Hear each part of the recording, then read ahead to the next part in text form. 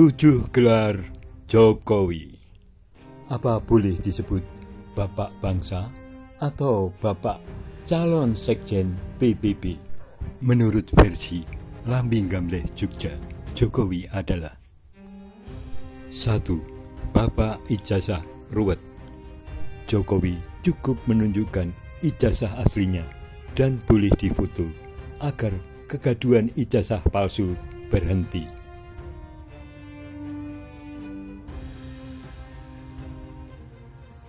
2. Bapak Gorong-Gorong. Jokowi sangat pandai mencitrakan dirinya sebagai orang desa sederhana merakyat dengan buzzer-buzzernya. Jokowi berakting turun gorong-gorong untuk melambungkan namanya, sehingga rakyat terpesona dan tertipu selama 10 tahun mendukungnya. 3. Bapak terkorup di dunia versi OCC RP. Jokowi jadi finalis kejahatan terorganisasi dan korupsi tahun 2024. Korupsi di sini juga termasuk penyalahgunaan kekuasaan dan wewenang. 4. Bapak pengkhianat rakyat. Jokowi mengkhianati partai yang mendukungnya, yaitu PDI Perjuangan, mendukung sejak menjadi wali kota, gubernur, dan presiden 2 periode. Bahkan Jokowi menikam PDI Perjuangan pada detik-detik terakhir Pileg dan Pilpres.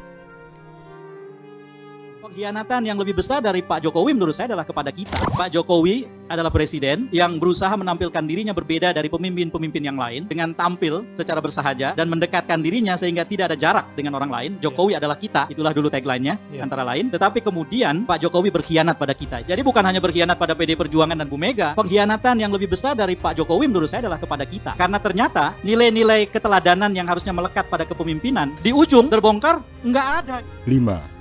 Bapak IKN mangkrak. Inpres nomor 1 tahun 2025 yang berisi penghematan anggaran hingga 306,6 triliun. Efisiensi ini mengharuskan kementerian mengerem belanja, sehingga ada pemblokiran anggaran Kementerian Pekerjaan Umum. Hal ini mengakibatkan pembangunan IKN akan selesai dalam waktu yang lama atau kemungkinan besar mangkrak. 6. Bapak penabrak konstitusi.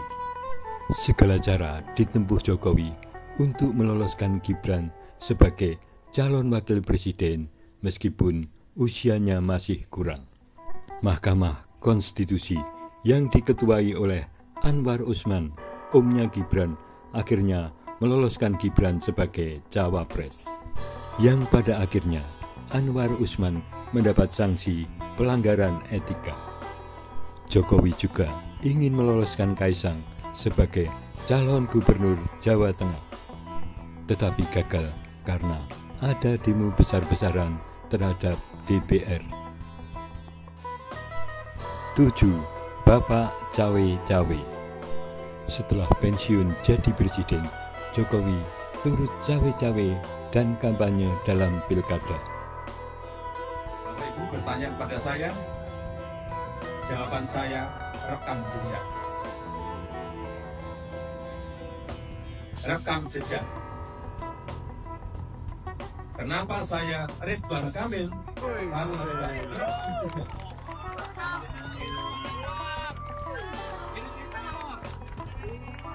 Saya ulang.